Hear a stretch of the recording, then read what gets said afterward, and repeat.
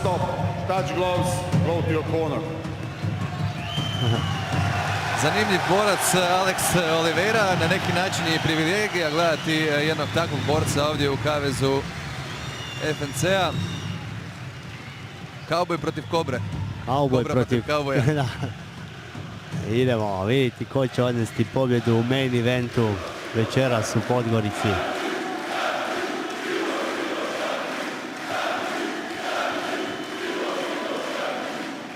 Zanimljiv gard Alex Oliveira.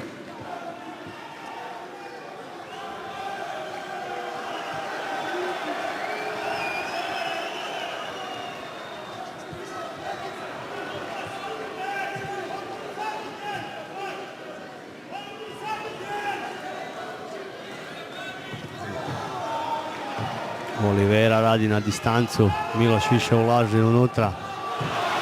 Dobro, pogodio ovdje sada. Iz kontre. Dobro gađa Miloš tu. Sada taj prednji direkt.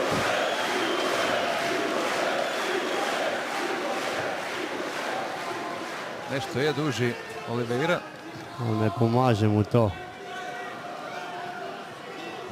Za sada. Sad jedan. Lijep udarac je sad uputio Miloš. Pogodio, ja mislim, dobro. Je. Taj je lijevi kroše.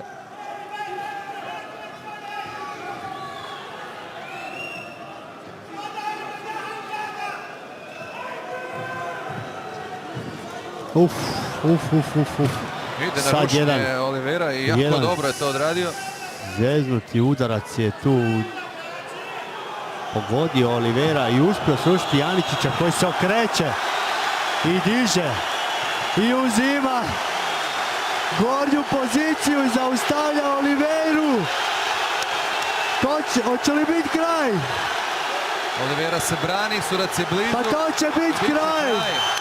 Miloš Janičić je zaustavio Oliveiru u prvoj rundi.